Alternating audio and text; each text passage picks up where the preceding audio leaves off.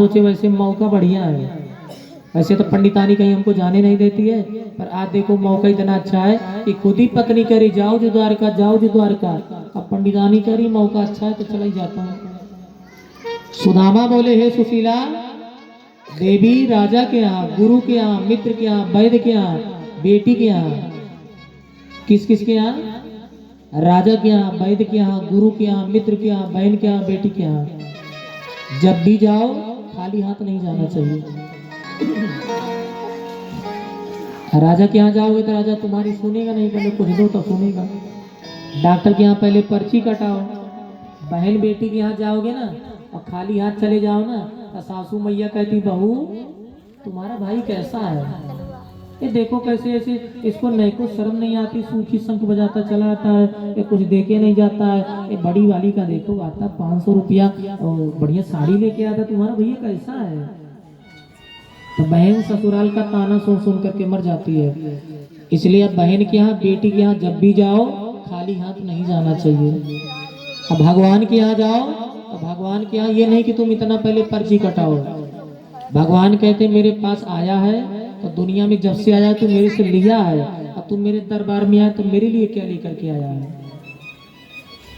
कितने लोग कहते हैं अरे पत्रम पुष्पम, अरे भैया पत्रम पुष्पम उसके लिए कहा गया है जिनके पास कुछ है नहीं, और तुम्हारे पास संपत्ति अपार भरी है, और तुम कुछ खर्चा मत करो, फूल चढ़ा दो भगवान को, तो भगवान फिर बढ़िया डंडा निकालेंगे, कहेंगे अपार संपत्ति दिया हूँ, ये कुछ देता है नहीं, कह रहा है पत्रम पुष्पम हल्ला मचा रहा है। तो ये उनके लिए है जिनके पास कुछ है नहीं, भाव से पत्र चढ़ा दो, पुष्प चढ़ा दो, और तुमको भगवान दिए बहुत कुछ है और देने धर्म कर्म करने के लिए कुछ नहीं।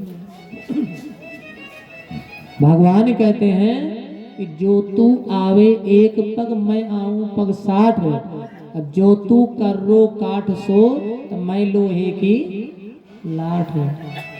भगवान कहते हैं तू 2 कदम चले मैं 10 कदम चलूं, अब भक्त मेरो जहाँ पांव रखे वहां रखूं मैं हाथ, तू 2 कदम चले मैं 10 कदम चलो।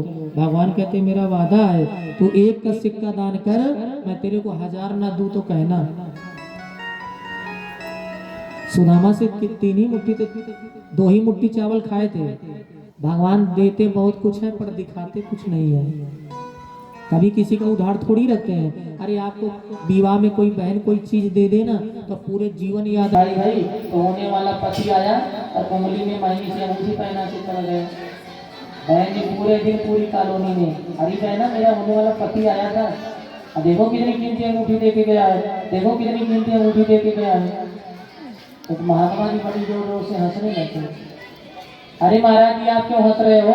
महाराज जी बोले बिटिया इसलिए हंस रहा हूँ कि अंगूठी देने वाला तेरे को याद रहा और उंगली देने वाले को भूल गई। अरे कम से कम एक आध बार भगवान को धन्यवाद कर दी होती कि प्रभु आप हमको इतनी बढ़िया उंगली दिए हो। फिर भी हर समय शिकायत ही करते रहते हैं। हार देने वाली पूरे जीवन याद रहती है और गला देने वाले को भूल जाती है। फिर भी शिकायत करते रहते भगवान हमको ये नहीं दिए, ये नहीं दिए, ये नहीं दिए।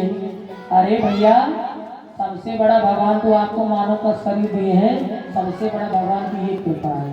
जो लोग कहते भगवान हमें ये नहीं दिए, ये नहीं दिए, अरे भगवान की सबसे बड़ी कृपा है कि मानव का शरीर दिए हैं, और इसमें भी उससे भी बड़ी कृपा ये है कि आपके सब इंद्रिया सब अंग बिल्कुल अच्छे हैं।